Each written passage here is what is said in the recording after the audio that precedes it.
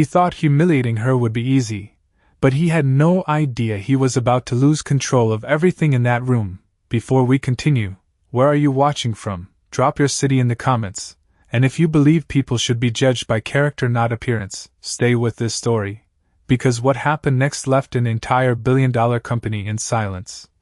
The executive control room of Hale Dynamics glowed under cold white lights, massive screens stretching wall to wall, tracking a $100 million infrastructure system that powered half the city's data flow. Men in tailored suits moved fast, voices sharp, tension rising by the second as red warning signals flashed across the displays. Every minute of failure meant nearly $2 million in losses, and standing at the center of it all was Victor Hale, a billionaire known for his precision, his ego, and his absolute intolerance for mistakes. His jaw tight as engineers scrambled around him, each one avoiding eye contact, each one knowing they were running out of time. And then, near the edge of the room, almost invisible against the polished glass and steel, stood Clara Bennett, dressed in a simple gray cardigan and worn jeans, her presence so quiet it was as if the room had decided she didn't belong there at all. She wasn't part of the executive team, not even close, just a temporary contractor brought in weeks ago. Someone people barely remembered seeing.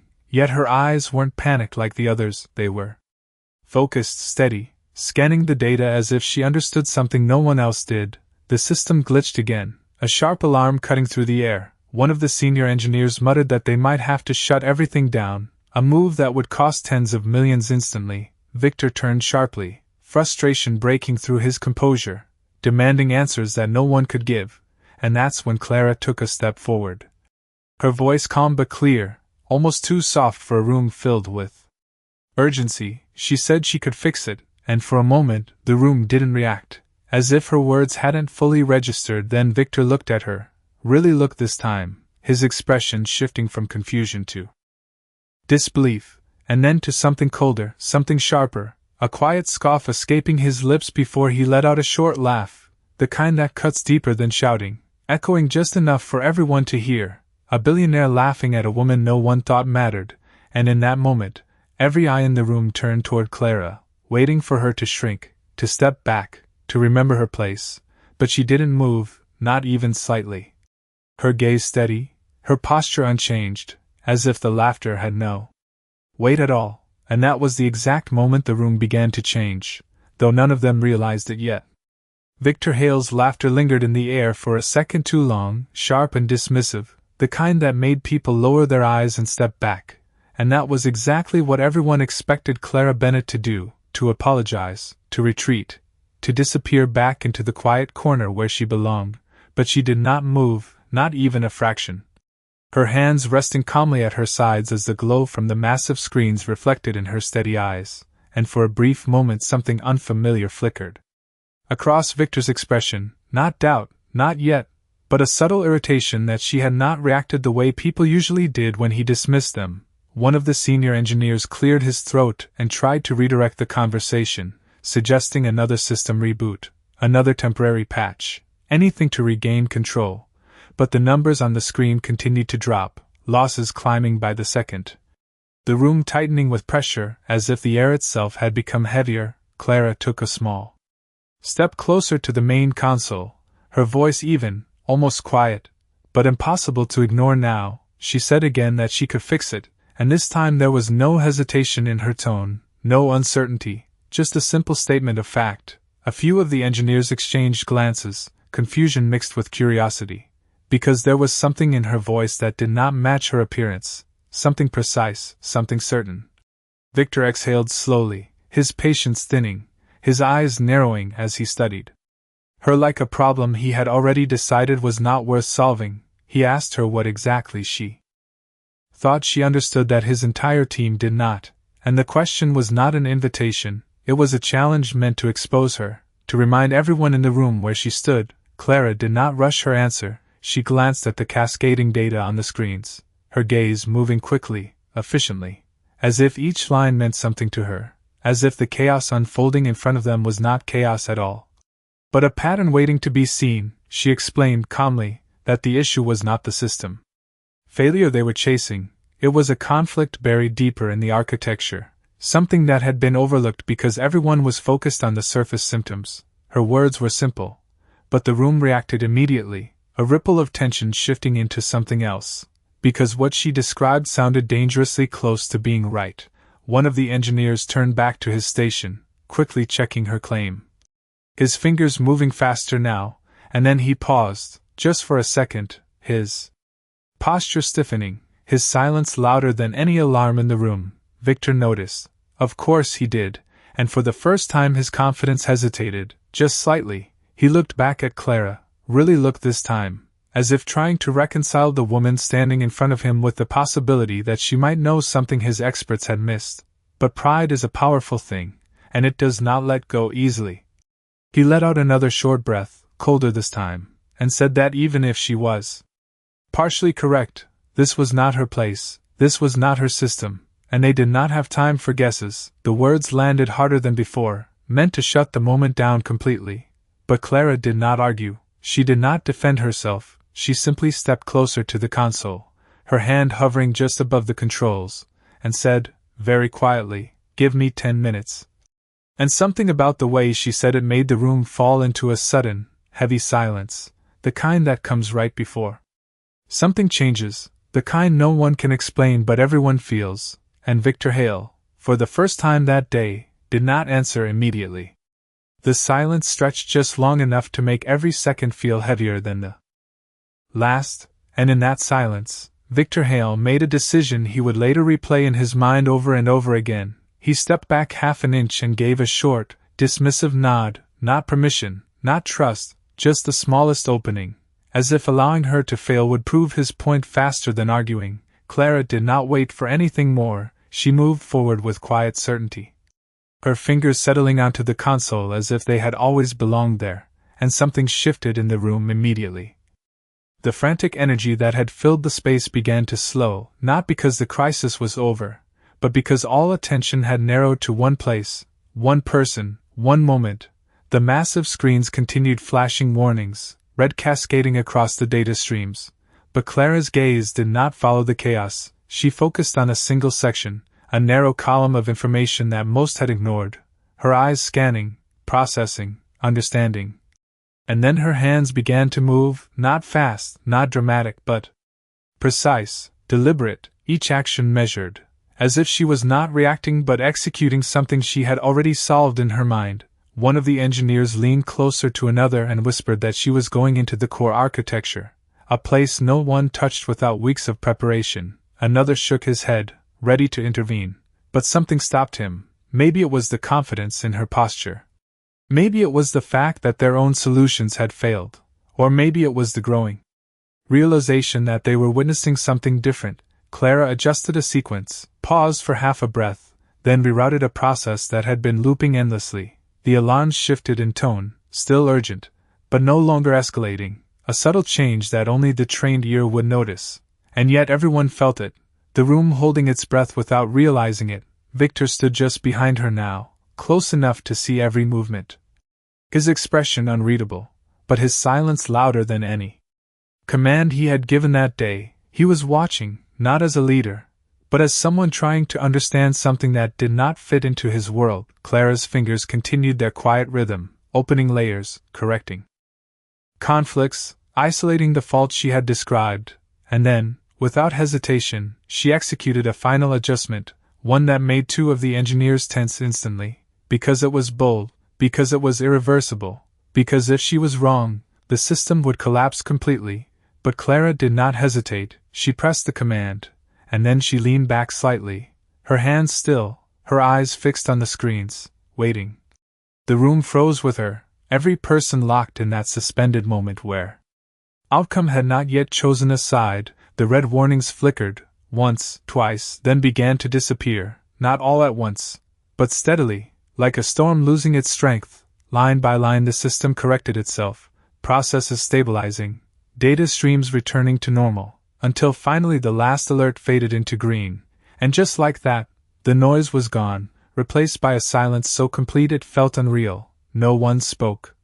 No one moved, because what they had just seen did not match what they believed was possible, and Victor Hale stood there, eyes fixed on the screens, His breath caught somewhere between disbelief and realization, as the truth began to settle in around him.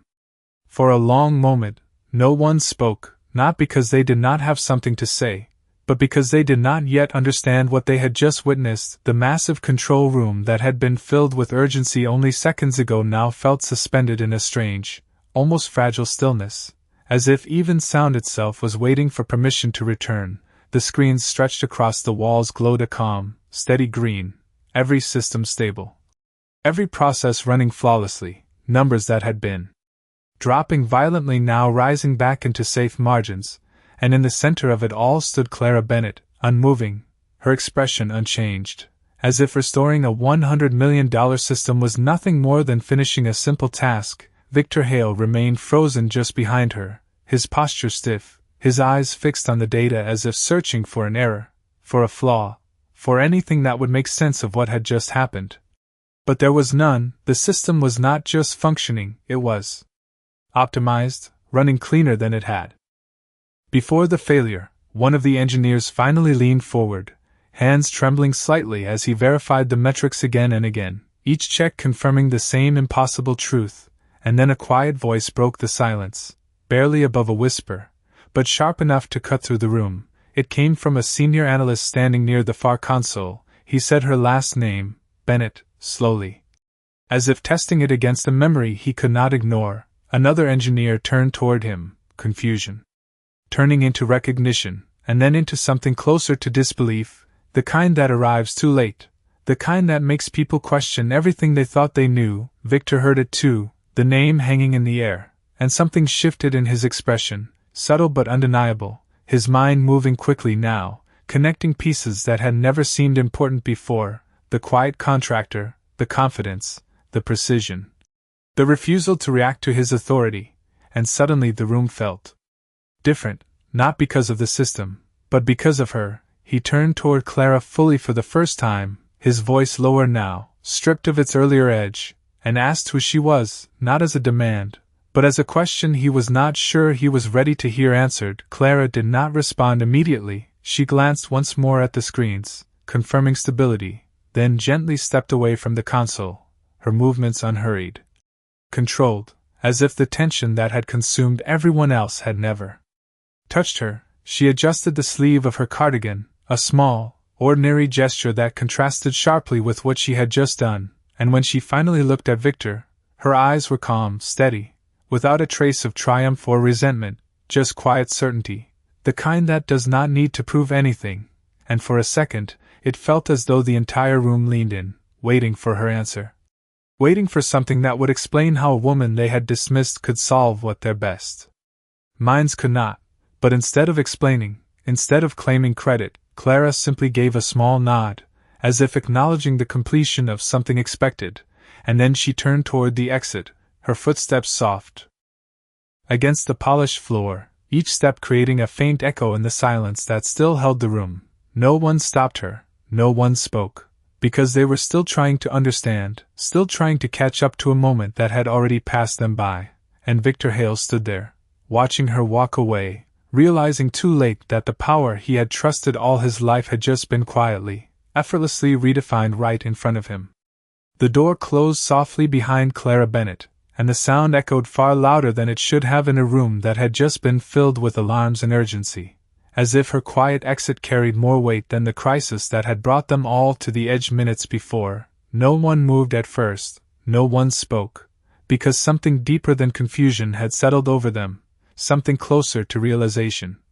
The kind that arrives slowly but refuses to leave. One of the engineers finally exhaled, a breath he had been holding without knowing, and turned back to his station, running another diagnostic, then another, each result identical, flawless, stable, optimized, better than before the failure. And with every confirmation, the silence grew heavier, not lighter, because the truth was becoming impossible to ignore. Victor Hale remained standing exactly where she had left him, his eyes no longer on the screens but on the empty space near the console, as if trying to reconstruct the moment, to find the point where everything shifted beyond his control, his mind moving through details he had dismissed, her calm voice, her precise explanation, the way she had not reacted to his laughter, and most of all, The name, Bennett, it echoed again, louder this time, not spoken but remembered, pulling at something buried in his memory, something he had not needed to think about until now, across the room.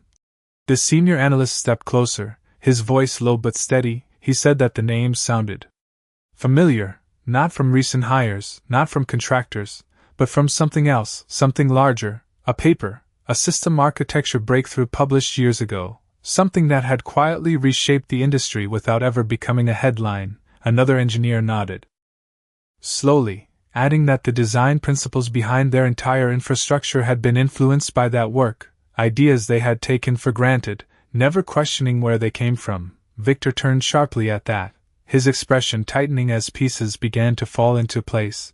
The system she had just repaired, the architecture she had navigated effortlessly, it was not foreign to her, it was familiar.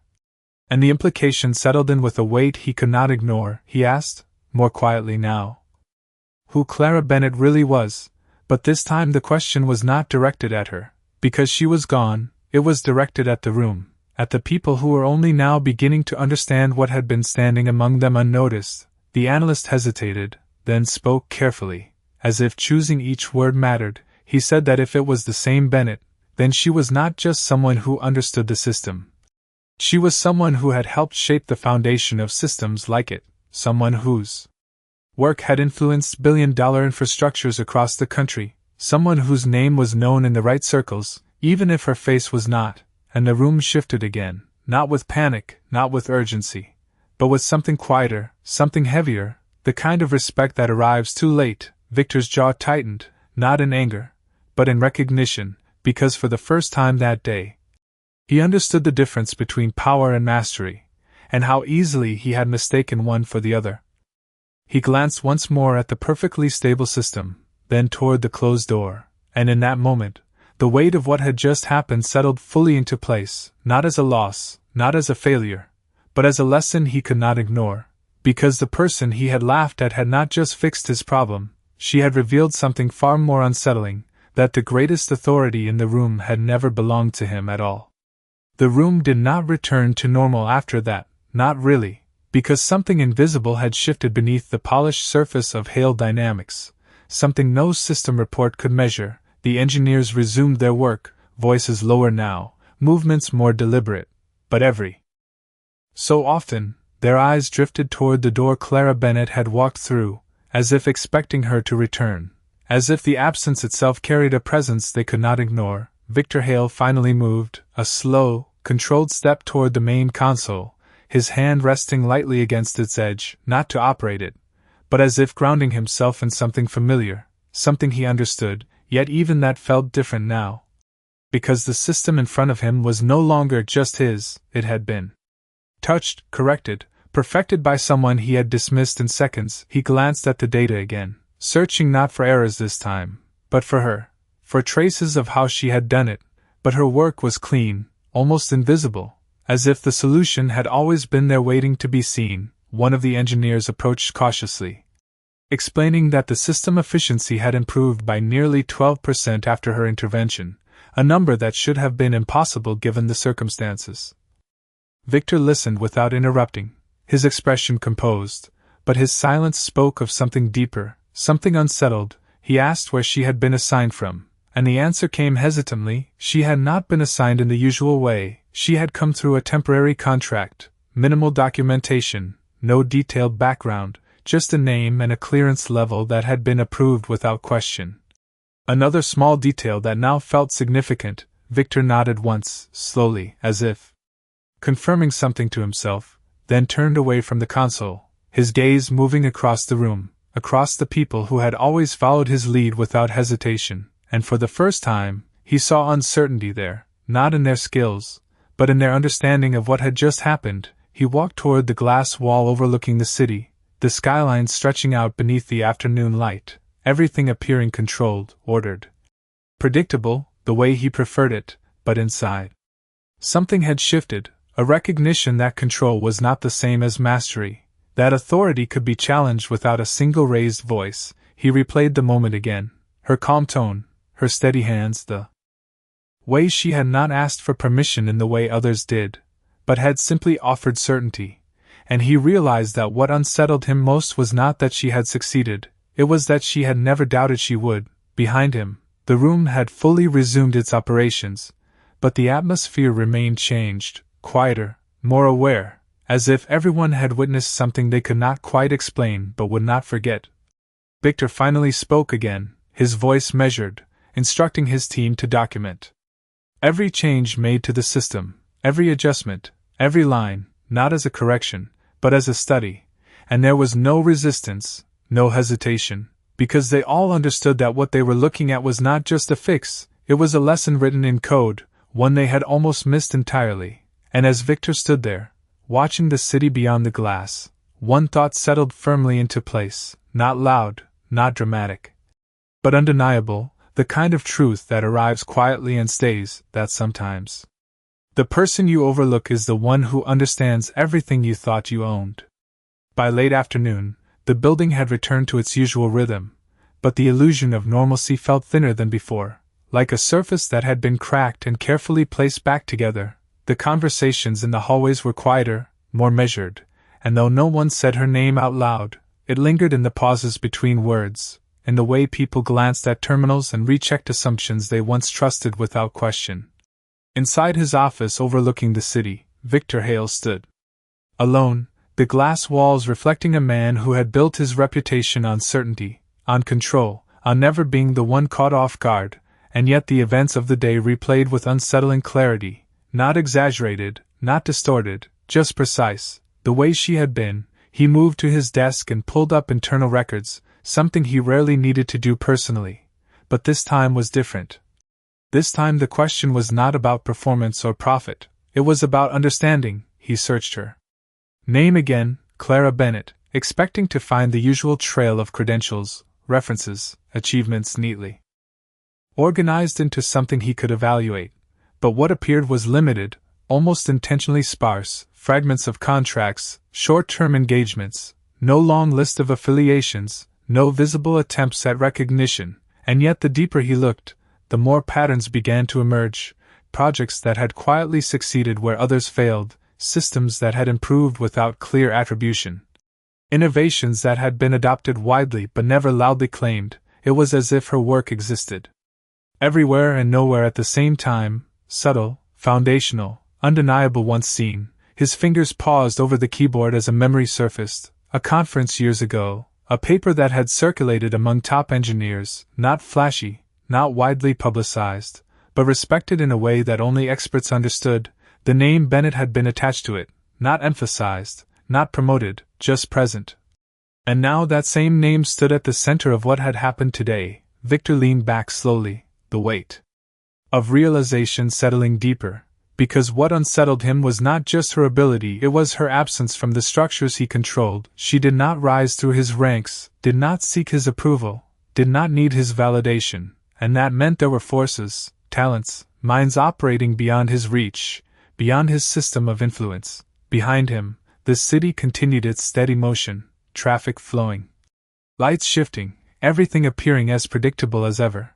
But Victor no longer saw it the same way, because predictability had just been broken in the most quiet and undeniable way. He closed the file without saving, not because there was nothing to learn, but because what mattered could not be captured in data alone. It had to be understood, and understanding required something he was not used to offering: humility. Across the building, word had begun to spread in subtle ways, not as gossip, but as recognition. Engineers revisiting code with new eyes, analysts questioning assumptions they had accepted for years, and in the center of it all was a single moment that no one could fully explain, but no one could ignore. Victor finally turned away from the glass, his reflection fading as the light shifted, and in that quiet, controlled space, one truth remained clear and unshaken, that the measure of power was not how loudly it asserted itself, but how effortlessly it revealed what others could not see.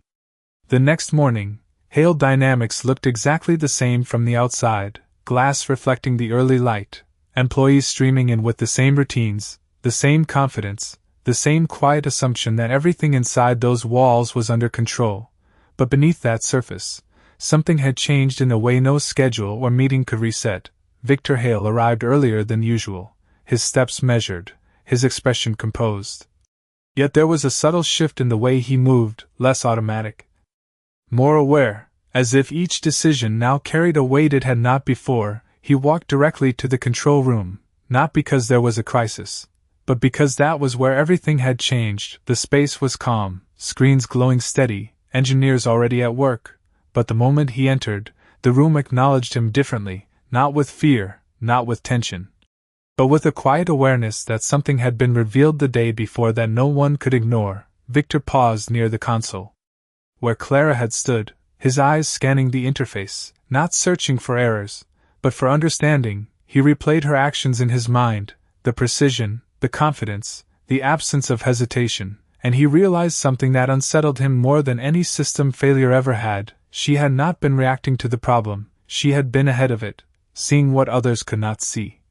And that kind of clarity did not come from position or authority, it came from something deeper, something earned. One of the engineers approached him carefully, holding a report, explaining that overnight analysis confirmed her adjustments had not only fixed the issue but had prevented 3 potential failures that would have occurred within the next 72 hours. The room listened as the details were laid out, each point reinforcing the same truth, that what she had done was not just a solution, it was foresight. Victor nodded once, slowly, absorbing the information, but his focus was no longer on the system alone, it was on the absence of the person who had changed it. He asked if anyone had reached out to her, and the answer came with hesitation. Attempts had been made, but there was no response, no forwarding contact, no trace beyond the minimal details she had provided. It was as if she had stepped in, changed everything, and then stepped out again without leaving a path behind. The realization settled quietly across the room, not dramatic, not loud, but undeniable. Because it challenged something fundamental, the belief that influence required visibility, that importance required recognition. Victor turned toward the large windows, the city stretching out beneath him once again, and for the first time, it felt different, not smaller, not less controlled, but more complex, more layered than he had allowed himself to see. He thought about the moment he had laughed, the ease with which he had dismissed her, and how quickly that certainty had been undone, not by confrontation, not by force, but by quiet, undeniable competence. Behind him, the control room continued its steady operation, but every movement carried a subtle awareness now, a shift in how people saw each other, how they listened, how they judged. And Victor Hale stood there in the morning light, understanding something that could not be reversed. That the most powerful presence in a room is not the one that demands attention, but the one that transforms everything without asking for it. By the end of the week, the story had settled into something quieter, not forgotten, but absorbed into the rhythm of the company in a way that changed how people moved, how they spoke, how they thought. The system continued to run flawlessly, its efficiency metrics holding steady, its stability stronger than ever, and yet no one referred to it as just a system anymore. Because everyone who had been in that room understood it had become something else, a reminder. Victor Hale stood once again in the control room, but this time there was no urgency, no flashing warnings, only the steady hum of operations and the soft glow of screens reflecting in his eyes. He had spent days reviewing reports, tracing every adjustment Clara Bennett had made, not to question them, but to learn from them, and what he found was not complexity for the sake of brilliance, but clarity, decisions that cut through layers others had accepted without question, solutions that felt obvious only after they had been revealed, and that realization stayed with him, because it shifted something fundamental in how he understood expertise. One of the engineers approached him with an update, explaining that the team had begun implementing a new review process inspired by her approach, one that prioritized understanding over assumption, observation over hierarchy. Victor listened, then nodded, but his attention drifted for a moment, not to the data, but to the memory of that single moment when everything had changed, the laughter, the silence, the transformation that followed. And how quickly certainty had given way to something far more humbling. He walked slowly toward the console, resting his hand lightly against its surface, not as a symbol of control, but as a point of reflection, because he understood now that control had limits, that authority could not replace insight, and that respect was not something you could demand. It was something revealed in moments like that, moments that could not be forced or predicted. Across the room, the engineers worked with a different awareness now, quieter, more attentive. As if each of them carried a small part of that lesson forward, and though Clara Bennett had not returned, her presence remained in a way that did not require her to be there. It existed in the code, in the decisions, in the shift that had taken place within every person who had witnessed what she had done. Victor turned toward the glass wall one last time, the city stretching out beneath him as it always had. But he no longer saw it as something fully within his grasp. Instead, he saw it as something larger, more complex, filled with people and possibilities he did not yet understand. And that realization did not weaken him, it sharpened him, because for the first time, he understood that growth did not come from holding on to certainty, it came from recognizing when it needed to change. And as the light shifted across the skyline, casting long reflections across the room, a quiet truth settled into place, one that did not need to be spoken aloud to be understood, that the most powerful people are not the ones who make the most noise, but the ones who change everything without needing to be seen. And that day, in a room full of power, the world had quietly remembered what real mastery looks like.